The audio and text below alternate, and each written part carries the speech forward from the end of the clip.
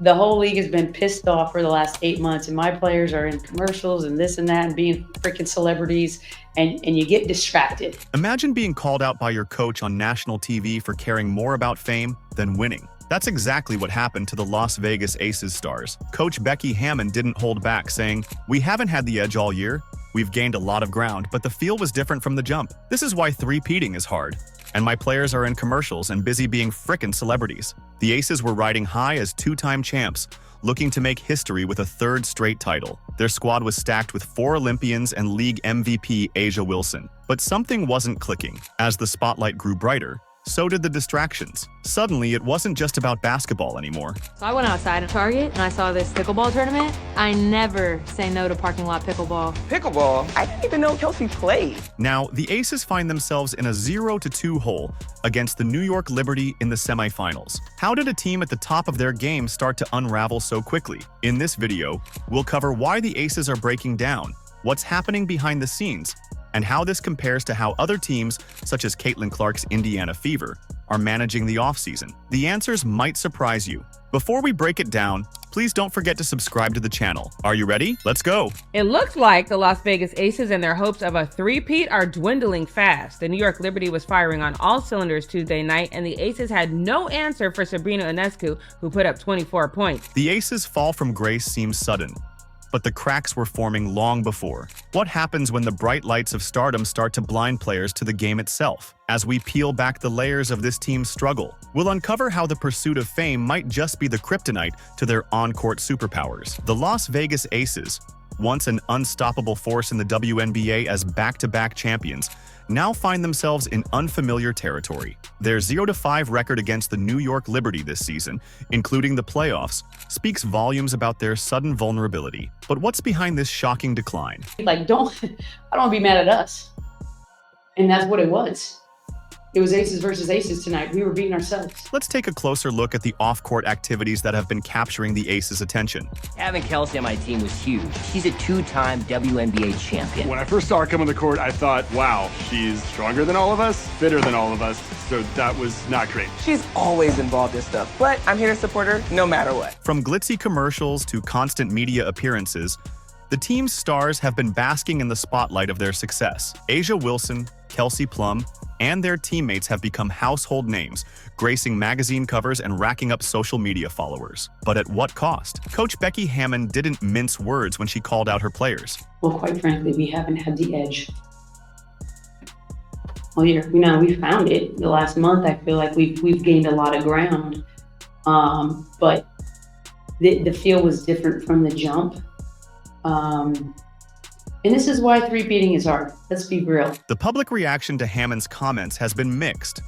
Some fans applaud her honesty, seeing it as a necessary wake-up call for a team that's lost its way. Others defend the players, arguing that their off-court pursuits shouldn't be blamed for on-court struggles. But the numbers don't lie. The Aces' performance has taken a nosedive. Becky going to the media being like, these punks better get their heads out of their rear ends and stop being celebrities. Their current 0-2 deficit in the semifinals against the Liberty is a far cry from their dominant championship runs, especially considering they entered the 4th seed this playoffs. The team that once struck fear into opponents now looks vulnerable, even disorganized at times. Hammon's frustration reached a boiling point when she pointed out, "The amount of layups we gave up was obscene." It's a damning indictment of a team that seems to have lost its defensive edge. 7, but the team was clearly falling apart.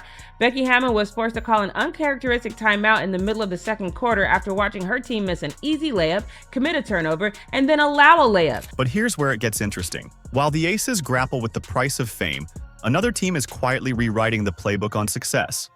The Indiana Fever, led by superstar sensation Caitlin Clark, have taken a different approach. They've embraced a more humble, team-first mentality that's paying dividends on the court. Clark, already a standout in her first season, has become the face of a new era in women's basketball. But unlike the Aces stars, she seems laser-focused on the game itself. Her record-breaking performances are drawing attention not for flashy commercials or social media antics, but for pure basketball brilliance. The reason I bring that up, and I love that, because as a rookie, Caitlin Clark finished the regular season leading rookies in scoring, field goals made, three-point field goals made, assists, steals, and minutes played, and she led the league in assists and three-pointers made. The contrast couldn't be starker.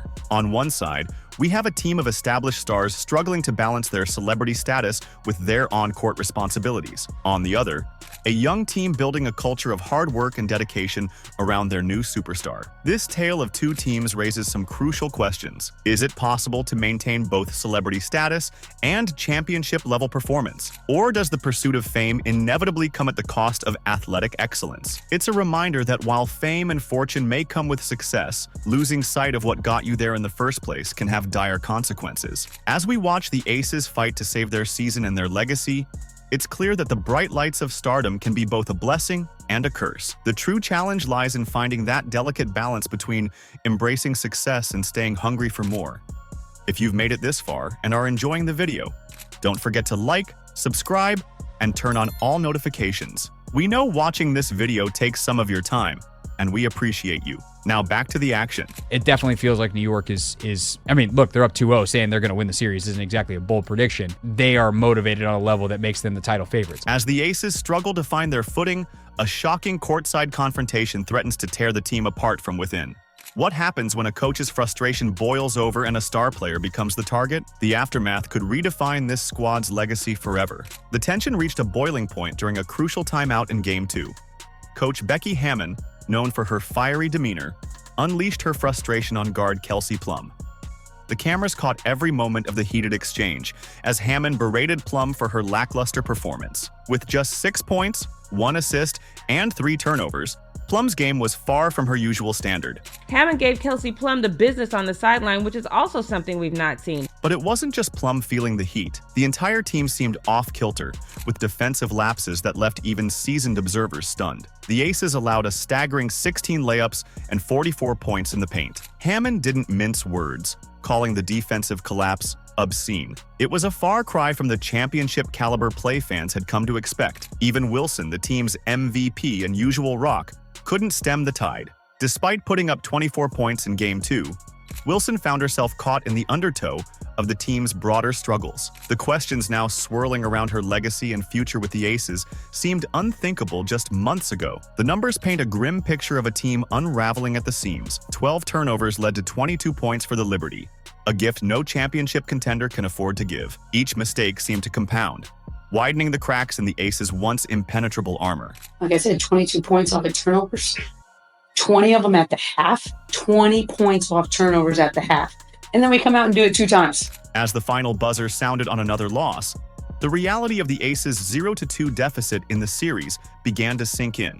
No WNBA team has ever clawed back from such a hole in a best-of-5 series. The weight of history now presses down on a squad already buckling under internal pressures. The aftermath of that timeout tirade lingers like a dark cloud over the team. The visible tension between Hammon and Plum has fans and analysts alike wondering about the state of the locker room.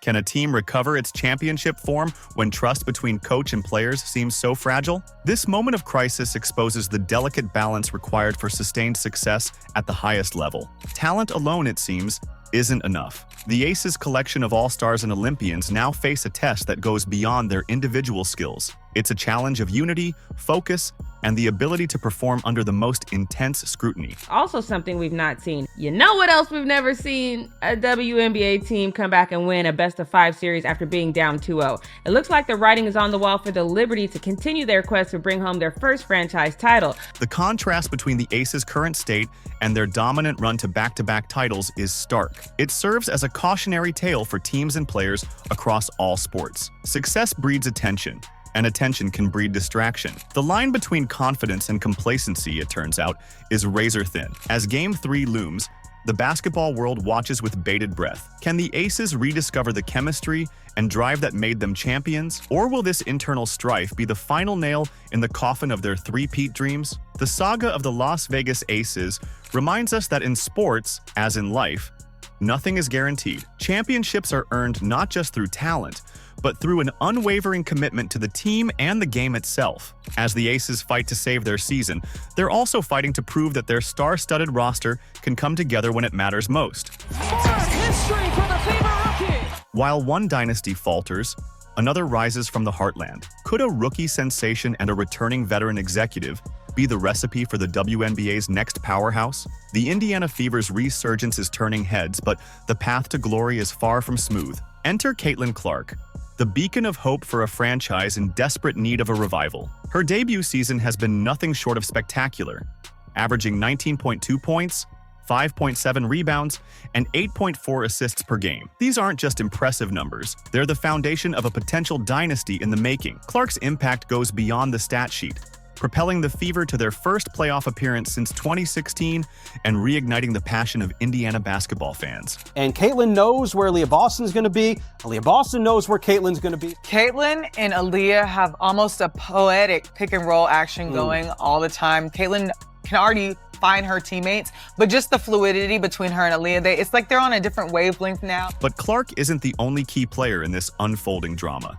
Kelly Krauskopf, the architect of the Fever's 2012 championship run, has returned as team president with a clear mission: build a contender around their new superstar. Krauskopf's experience and vision could be the perfect complement to Clark's on-court brilliance. The WNBA and the Fever have always been a part of me, Krauskopf stated, and it is truly a privilege to be asked to return to lead this team at this unprecedented time of the growth in women's basketball. When you get one of those top 3 to 4 players, certainly it can change your franchise, and it's somebody that you want to continue to build around. It's exciting. It's exciting for our fans and our team. The fans have responded in force. The Fever led the league in attendance, averaging over 17,000 fans per home game. It's a testament to the excitement Clark has generated and the hope she represents for the franchise's future. But with great promise comes great expectations, and the pressure is mounting for the Fever to capitalize on this momentum. Krauskopf faces some immediate challenges as she charts the course for the Fever's future. Kelsey Mitchell, an all-star who averaged 19.2 points per game last season, is entering free agency. Retaining Mitchell could be crucial for providing Clark with a reliable scoring partner and maintaining the team's competitive edge. The decisions made this offseason could shape the Fever's trajectory for years to come. The number 2 pick of the 2018 draft, and you know that she's one of the best players at the pro level. Despite the successful season, there are still areas of concern. The Fever struggled defensively and had issues with turnovers, weaknesses that need to be addressed if they hope to contend for a championship. Krauskopf and her team will need to focus on adding players who can provide shooting support for Clark while also shoring up the team's defensive capabilities. There's also widespread clamor for Indiana management to secure an enforcer-type player that is not afraid to stand up for teammates when the tide gets tough. With the increased physicality against Clark, adding another shooter, especially at the forward spot, to keep defenses honest, and adding a physical defensive player will prevent the roughhousing against the star. Yeah, I think just being competitive is who I am. It's what I've done my whole career. I think at times there's ways I can probably channel it a little bit better, but that's just basketball at the end of the day. No, that's never gonna change. I'm never gonna lose that. I feel like I'm getting hammered. I don't know. I appreciate Christy getting a tech too. I don't know.